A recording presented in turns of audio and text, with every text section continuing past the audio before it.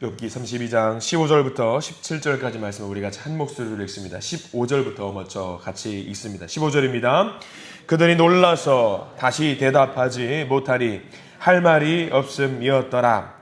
당신들이 말 없이 가만히 서서 다시 대답하지 아니한즉 내가 어찌 더 기다리랴. 나는 내 본분대로 대답하고 나도 내 의견을 보이리라. 아멘. 오늘 말씀 가운데 하나님의 은혜가 있기를 간절히 기도하고 소망합니다. 우리 기도하는 마음으로 고백해 볼까요? 하나님의 은혜가 지금 저에게 임하기를 기도합니다. 옆 사람 축복하면서 하나님의 은혜가 지금 여러분에게 임하기를 기도합니다. 아멘. 하나님 복된 은혜가 넘치는 복된 날 복된 토요일 되시기를 간절히 기도하고 소망합니다. 욥기 32장 말씀을 이제 보게 됩니다. 새 친구와 더불어서 2장, 욥기 2장에서부터 31장까지 부지런히 달려오면서 뭘 했냐면은 네가 잘났냐 내가 잘났냐 이야기하면서 서로 다퉜습니다. 물론 그 가운데 은혜가 될 수 있는 부분들이 굉장히 많이 있었습니다. 근데 끝이 보이지 않았습니다. 새 친구가 계속해서 일방적으로 욥을 공격했고요. 이 다툼은 사실 끝이 없어 보였는데 오늘 새로운 국면으로 이제 욥기가 새로운 국면으로 전환이 됩니다. 왜냐하면 새로운 사람이 한 명이 등장을 하기 때문입니다. 32장 읽어보신 분들은 아시겠지만 엘리후라고 하는 사람이 등장을 합니다. 1절 말씀 보면 이렇게 나와 있죠. 32장 1절 말씀에 이렇게 나와 있어요. 같이 한번 1절 말씀 읽어볼까요? 욥이 자신을 의인으로 여김으로 그 세 사람이 말을 그치니. 이거 뭐냐면 더 이상 할 말이 없는 겁니다. 욥의 세 친구가 부지런히 이야기를 했고 설득을 하고 자기 주장을 이야기했지만 진전이 전혀 없는 거예요. 그러니까 서로 답답하니까 아유 나 할 말 없다, 더 이상 할 말 없다라고 하면서 이제 내려놓는 상황입니다.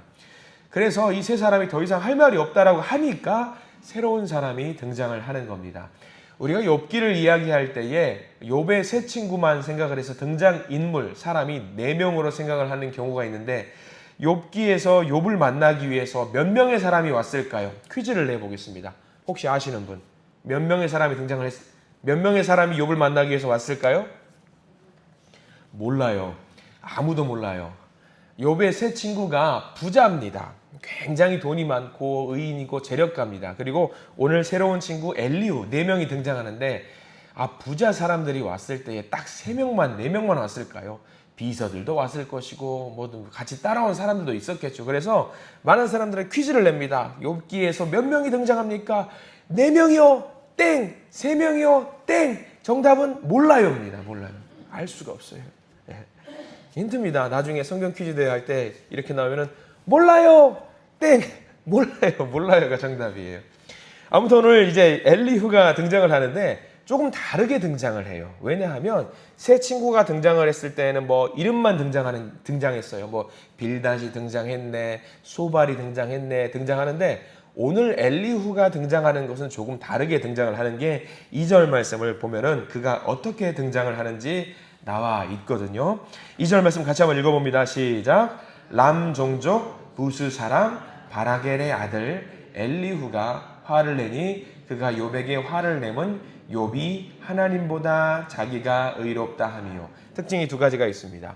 이 세 친구가 등장을 했을 때는 족보를 쭉 읊지 않아요. 근데 오늘 엘리후가 등장을 할 때는 할아버지가 뭐 어떤 가문의 사람이고 아버지가 뭐 하는 사람이고 자기는 뭐 하는 사람이라고 설명을 하면서 등장을 합니다. 이렇게 이제 가문을 드러낸다라고 하는 이 엘리후라는 사람이 어떤 사람이라는 것을 알려주냐면 훌륭한 사람이라는 것을 말합니다. 가문이 있다라는 거거든요. 그리고 이 사람은 등장부터 어떻게 등장을 합니까? 예사롭지 않게 등장을 해요. 뭐 하면서 등장을 하죠? 화를 내면서 등장을 하는 사람입니다. 화를 낸다는 건 어떤 사람이냐? 보통 젊은 패기가 있는 사람들이 열정을 내세우면서 등장을 하는 경우들이 많습니다. 그리고 엘리후가 어떤 가문인 것을 알게 되면 거기 람 종족 부스까지는 몰라요. 바라겔의 아들, 바라겔이 아버지의 이름이거든요. 바라겔의 말 뜻이 뭐냐면 하나님께서 복을 주셨다라는 의미를 담고 있어요.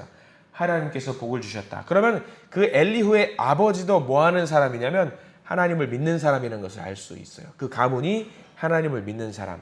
엘리후의 말 뜻은 무슨 말이냐면 그는 나의 하나님이다라는 말이에요. 그러니까 그 가문 자체가 믿는 사람들이었다라는 것을 우리는 알 수 있어요. 그가 화를 냈던 이유가 무엇일까요? 우리는 그것도 알 수 있지요. 세 친구들도 마찬가지고 욥도 마찬가지예요. 이 네 사람들이 서로 자기들이 잘났다라고 이야기를 하는 것처럼 보이니까 제발 좀 그만 싸웠으면 좋겠다. 제발 좀 그만 다퉜으면 좋겠다라고 하면서 양측을 동시에 지적을 하는 거예요. 사실 할 말이 많았을 겁니다. 지켜보면서 할 말이 많았는데 2장부터 31장까지 정말 목 끝까지 나오면서 나 할 말이 정말 많은데 꾹 참고 있었습니다. 왜 참고 있었는지도 성경에 나와요. 4절 말씀 보면은 이 엘리후가 왜 참고 있었는지 나옵니다. 우리는 이해할 수 있어요. 4절 읽어볼까요? 4절입니다. 엘리후는 그들의 나이가 자기보다 여러 해 위이므로 욥에게 말하기를 참고 있다가, 자, 나이가 어떻다라는 거예요. 젊어요.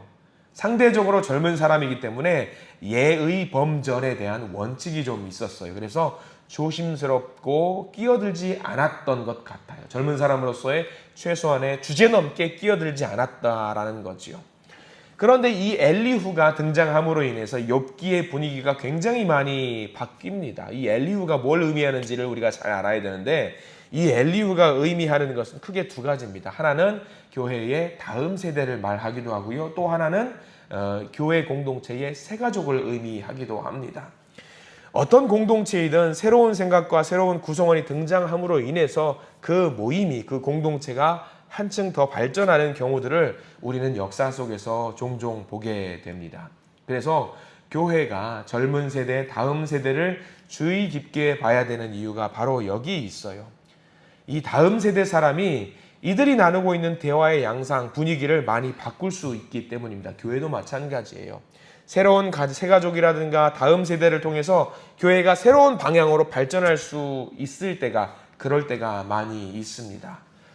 유대인들은요, 상대적으로 젊은 사람들의 의견을 받아들이는 것이 굉장히 어려웠습니다. 왜냐하면 여러분들도 신약 성서에서 많이 보셔서 아시겠지만 어린이들이라든가 젊은 사람들의 숫자는 심지어 사람 숫자를 계수할 때에 들어가지 않을 정도로 무시하는 경향들이 있습니다. 그래서 예수님께서 말씀을 선포하실 때에 어린이들이 예수님께 다가가려고 하면은 제자들이 뭐라고 합니까? 애들은 가라, 애들은 가라, 애들은 필요 없다 라고 이야기를 할 때가 많이 있었습니다. 그래서 다음 세대에 대해서 크게 관심을 두지 않았던 시대적인 흐름이 분명히 있었거든요. 그런데 오늘 성경 말씀을 통해서 우리는 알게 됩니다. 기성세대들이 진도를 빼지 못할 때가 있습니다. 기성세대들이 발전하면서 앞으로 전진하지 못할 때가 있었는데, 그럴 때 누가 귀한 역할을 감당하게 되냐면 다음 세대, 오늘 엘리후가 그 귀한 역할을 감당하게 되거든요. 그래서 우리가 32장 말씀을 계속해서 보면은요, 엘리후가 하는 말, 젊은 사람이 하는 말이 그겁니다. 선생님 네 분의 말씀을 듣다 보니까 제가 고구마 100개 먹은 것처럼 정말 답답합니다. 답도 없는 말씀들을 그렇게 하고 계십니까? 하면서 기성세대 어른들을 질책하고 타박하고 있습니다. 여기서 중요한 것이 있어요. 욥기의 주제는 분명히 고난과 징계와 책망과 회복인데, 오늘 32장을 통해서 엘리후가 등장하면서 그 말씀을 하는 말씀이 뭐냐면, 그 말씀을 잘 기억해야 되는데, 특별히 우리가 읽었던 본문 15절, 16절, 17절이 그 핵심적인 내용입니다. 이 내용이 왜 중요하냐? 다음 세대가 왜 중요한지 나와 있고, 이 다음 세대를 바라보는 기성세대가 어떤 모습을 취해야 되는지 15절과 16절, 17절, 그러니까 우리에게 하는 말씀이거든요. 우리가 잘 봐야 돼요.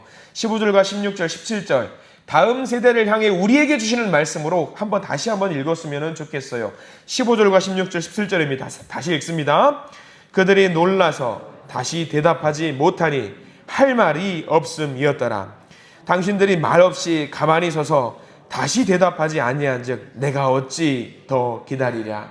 나는 내 본분대로 대답하고 나도 내 의견을 보이리라. 기성세대라고 할 수 있었던 욥과 세 친구가 어떤 반응을 이제 보이냐면, 젊은 세대가 말을 하니까, 젊은 청년이 말을 하니까 그 말을 그대로 존중하고 이제 들어줍니다. 애들은 가라 그렇게 하지 않습니다. 왜 그렇게 하지 않을까? 엘리후가, 다음 세대가 옳은 말을 하기 때문입니다. 바른 말을 하기 때문입니다. 우리는 젊은이들이, 어린이들이 세상의 경험이 부족하다라고 해서 기성세대의 의견, 자기의 주장을 관철할 때가 많이 있습니다. 하나님은 늘 우리에게 새로운 은혜를 부어주시는데 젊은 사람들은 경험이 부족하다라는 이유로 그들의 의견을 받아들이지 않을 때가 많이 있어요. 우리가 교회의 다음 세대를 위해서 그들의 목소리를 듣고 그들의 주장을 받아주고 그들의 생각이 반영될 수 있도록 세워주어야 하는 것이 오늘 말씀의 어쩌면 핵심일 수도 있을 것 같아요. 교회의 주인은 하나님이시지만 교회의 주인공은 다음 세대가 되어야 됩니다. 젊은이들이 확실히 되어야 됩니다. 청소년과 청년과 어린이들이 되어야 됩니다. 그들이 하는 말을 들어줘야 됩니다. 오늘 말씀도 가만히 보면은요, 도무지 답을 찾기 어려운 상황이 계속될 수 있었습니다. 네 사람의 난상 토론이 계속될 수 있었는데 답을 찾으려고 부지런히 노력을 했는데 답이 찾아지지가 않아요. 그런데 답을 찾기 위해서 여전히 애를 쓰고 있는 사람이 등장을 하는데 그 사람이 누구냐? 엘리후, 믿음의 젊은이였습니다. 믿음의 젊은이가 있어야지 교회라고 하는 공동체도 그 명맥을 유지하고 살아낼 수 있다라는 사실을 여러분들도 잘 알고 계실 겁니다. 젊은이들을 대우한다고 기성세대들을 무시하거나 평가절하하거나 하지 않습니다. 다음 세대가 살면은요, 젊은이들이 살면은요, 자동적으로 기성세대가 힘을 얻을 수 있게 됩니다. 다음 세대는 다음이 있어요. 미래가 있습니다. 그들의 미래를 닦아주고 잘 만들어줘야 될 의무와 책임이 바로 여기 계신 우리 모두에게 있는 겁니다. 그래서 어떤 분들은 그렇습니다. 아니, 다음 세대 살리면은요, 다음 세대 살리고 싶지요. 근데 저의 자녀는 없습니다. 내 아들과 내 딸은 우리 교회 없습니다. 내 아들과 내 딸은 이미 다 컸고요. 내 아들과 내 딸은 다른 교회 나오는데 어떻게 무슨 다음 세대를 왜 챙깁니까? 아니에요. 내 자녀만 다음 세대가 아니라요. 우리 교회에 속한 모든 젊은이들이 우리의 가족과 형제 자매이기 때문에 우리 교회에 있는 많은 젊은이들을 챙길 수 있는 필요가, 그 의무가 우리에게 있습니다. 다음 세대를 살려야지만이 내가 살 수 있어요. 다음 세대를 살려야지만이, 그들을 위해서 기도해야지만이 내가 살고요. 내 신앙이 살더라고요. 다음 세대를 살리는 교회는요, 기성세대가 부흥할 수밖에 없습니다. 저는 우리 교회가 이 기성세대가 다음 세대를 살려주는 좋은 역할이 되는 그런 샘플 교회가 되기를 간절히 소망하는 마음이 있습니다. 다음 세대를 열심히 키웠더니 기성세대가 더 건강해지더라. 기성세대가 부흥하더라. 그런 멋진 교회가 되기를 소망합니다. 우리 성도님들 중에도 연배가 있는 분들이 많이 계십니다. 그런데 그런 분들이 내가 먼저 해야지 하면은요, 그 교회에는 하나님이 힘을 부어 주시더라고요.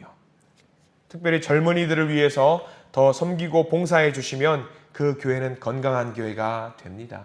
그렇게 섬기는 분들이 더 건강해지십니다. 우리 교회 성도님들에게 건강해지시는 비결을 제가 하나 알려드릴 수 있습니다. 그게 뭐냐면요, 건강을 위해서 가장 좋은 게 뭐냐? 건강 보조제 먹는 거, 아니면 보약 먹는 거, 아니면 몸에 좋은 음식을 먹는 거, 운동하는 거 다 아닙니다. 뭔지 아세요? 우리들이 건강할 수 있는 방법은, 교회에서 건강할 수 있는 방법은 뭐냐면요, 하나님이 주신 사명을 감당하는 겁니다. 내가 할 수 있는 일이 있다라는 그 사명을 찾으면은요, 내 몸이 자동적으로 건강해집니다. 내가 할 일이 없다라고 생각을 하면은 그때부터 뭐가 되느냐? 건강을 잃게 됩니다. 돌아가신 할아버지께서 목회를 하셨습니다. 목사님이셨습니다. 목사님이셨는데 열심히 사역을 하시고 평생의 목양일념의 마음으로 사역을 하셨습니다. 근데 여전히 기억나는 게 있습니다. 옛날 목사님들은요, 아주 나이가 연배가 있는 목사님들은요, 목회 말고 할 수 있는 게 전혀 없었어요. 목회 말고. 그러니까 무슨 일이 발생되느냐? 목회 말고 최선을 다했던 그 사명 너무 존중하고 존경합니다. 그런데 지금 제가 젊은이가 돼서 그 목회의 모습을 지금 다시 한번 회고해 보면요, 무슨 생각이 드느냐? 은퇴하셨을 때가 굉장히 전환점이 돼요. 분명히 엊그제까지는 단상에 서서 말씀을 전하는 자였는데 은퇴하고 나니까 그 자리에 할 일이 없다라는 그것을 알게 되는 순간 1년이 지나고 명절 때 갔습니다. 추석 때 할아버지를 뵀는데 할아버지가 그 몇 달 사이에 어떻게 되느냐? 급격하게 나이가 들어있는 모습을 제가 발견하게 됐어요. 그 모습을 보면서 생각을 많이 하게 됐습니다. 아, 할 일이 있어야 되는구나. 할 일을 만들어야 되는구나. 어떻게든 기성세대가 되었다고 해서 방 안에 가만히 있는 것이 아니라 교회 안에서 내가 할 일을 찾아서 해야 되는구나. 그때에 건강해질 수 있구나라는 것을 알게 됐어요.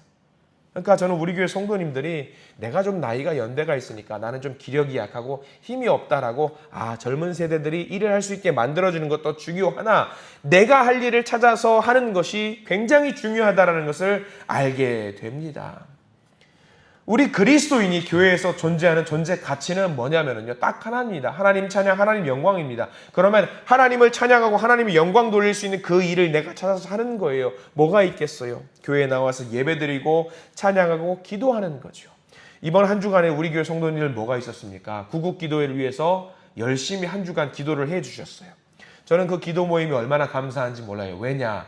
내가 하는 일을 찾아서 내 기도의 시간에 반드시 그 자리를 지키겠다는 그 일념하에 기도하시는 분들을 쭉 봤습니다. 내가 할 일이 있다라고 하는 것이 얼마나 감사한지 몰라요. 교회에 와서 내가 그 자리에서 반드시 목숨 걸고 그 기도를 내가 해야 되겠다라는 생각으로 그 일을 하는 것이 내가 해야 될 일이 얼마나 있다라는 게 귀한 일인지 몰라요. 얼마나 귀한 일입니까? 내 일을 찾아서 하는 거. 그거 뭐냐면요, 별거 아닌데, 그 시간에 목사님 와서 기도하는 거 별거 아니에요. 별거 아니기는요, 그거 하나님 주신 사명입니다. 사명이에요. 나 그 사명 감당하고 싶습니다. 와서 그 시간에 기어코 기도하는 거예요. 그거 하나님 주신 사명 아니고 뭡니까? 그때 기도하면서 무슨 기도를 하시는 거예요? 교회를 위해서, 나라를 위해서 기도하는 거 아니겠습니까? 우리 교회가 발전할 수 있는 기도를 하는 거 아니겠습니까? 교회의 마음에 아픔이 있고 젊은이들을 위해서 기도하는 거 아니겠습니까? 그게 기성세대가 할 수 있는 최선의 일 아닙니까? 내가 하는 사명, 기도 말고도 다른 일들 많이 있잖아요. 그렇게 해서 다음 세대를 살면 다음 세대가 무엇을 하는지 아세요? 교회를 바꾸고 교회를 세워나갑니다. 32장 오늘 읽었던 말씀에서 엘리후가 다음 세대가 등장하면서 분위기가 완전히 바뀌거든요. 지금까지는 빠져 있었어요. 근데 32장 한 장 말씀이 뭐냐면요, 그러나 한 말씀 이제 올리겠습니다. 어르신들께 한 말씀 올리겠습니다. 이거 한마디 하는 건데 이게 32장 전체예요. 다음 세대를 세우니까 그래 한번 자네가 말을 해보게 라고 하니까 엘리후가 등장을 해서 이 공동체를 바꿔버립니다. 바꿔버려요. 그 역할을 누가 했느냐? 기성세대가 했어요. 저와 여러분들이 할 수 있는 일입니다. 무려 이 엘리후가 5장에 걸쳐서 긴 이야기를 하는데 중요한 것, 32장부터 5장 동안 이 기성세대였던 세 친구와 욥이 태클을 걸지 않아요. 전혀 태클을 걸지 않고 그래 자네가 한번 이야기해보게 하고 그 이야기를 다 들어줍니다. 다 들어줘요. 그리고 다 들어줌으로 인해서 무슨 일이 발생하는 줄 아세요? 누가 등장하는지 아세요? 이 엘리후의 말 끝에 누가 등장하냐면 결국 하나님이 등장을 해요. 기성세대가 중요한 역할을 하는 이유가 있습니다. 기성세대가 젊은이들을 잡아주니까, 그들의 이야기를 들어주니까 하나님이 와서 칭찬해주는 이야기가 등장을 해요. 이게 얼마나 귀한지 몰라요. 왜 그런 줄 아세요? 하나님이 갑자기 치고받고 싸우니까 내가 왔다 하면은 하나님 잠깐만 저기 가 계세요. 우리 좀 끝까지 좀 싸우고 등장하세요. 그게 아니라 엘리후가 등장하고 나서 상황이 정리가 되고 하나님이 등장하셔서 하나님이 이야기를 하는 거죠. 저는 우리 교회 성도님들이 그런 역할을 감당해 주시기를 간절히 소망합니다. 상대적으로 젊은 사람들을 이끌어주고 그들을 일으켜 세워주고 내가 할 일이 여기 있구나라는 걸 깨닫는 순간 그 자리에 하나님의 숨결이 등장을 하는 것이거든요. 오늘 한 말씀만 드리고 말씀을 좀 마무리하려고 하는데 이 엘리후가 등장하고 이 기성세대들이 융화가 되면서 무슨 일이 발생되느냐, 8절 한 절 전체를 밑줄을 그으시기를 바랍니다. 32장 8절 말씀, 여기 모여있는 이 공동체가 무엇을 느끼게 되고 무엇을 누리게 되느냐, 8절을 누리게 됩니다. 8절 읽습니다. 그러나 사람의 속에는 영이 있고 전능자의 숨결이 사람에게 깨달음을 주시나니, 여기 모인 공동체가 이제 무엇을 느끼느냐, 하나님의 숨결, 전능자의 숨결을 우리가 느껴야 되는구나라는 것을 알게 됩니다. 숨결을 느낀다라는 것이 뭘 말하는지 아세요? 내 숨결, 이 콧 숨결을 누가 느낄 수 있어요? 가장 가까이 있는 사람이, 품 안에 있는 사람이 느끼는 거예요. 전능자의 숨결을 느낄 수 있는 사람은 전능자 하나님과 가까이 있는 사람이 이 숨결을 느끼는 거예요.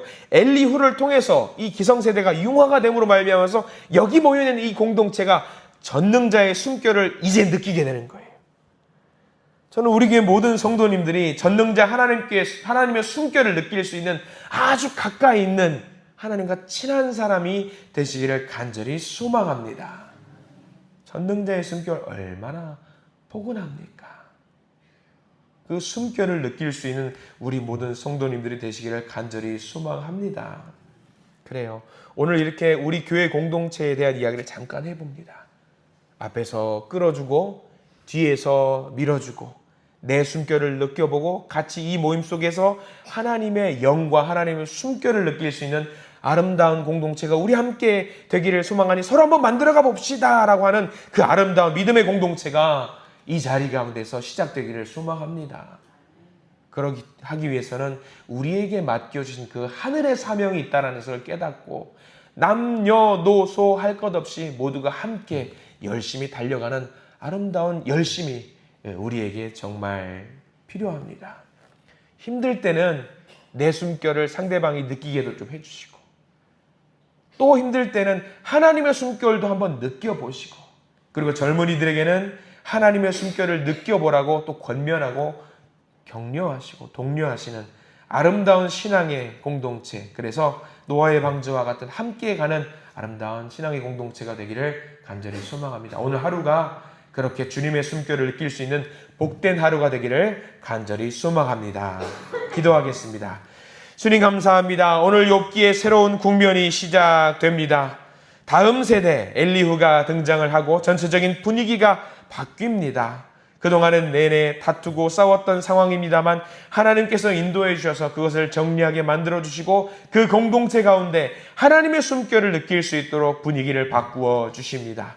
주님, 우리에게도 큰 사명 주신 줄 믿습니다. 우리가 감당하기 어려운 일들 주시지 않습니다. 그 사명이 있을 때에 그 사명을 감당하라고 건강 주시고 능력 주시고 힘을 주시는 줄 믿습니다.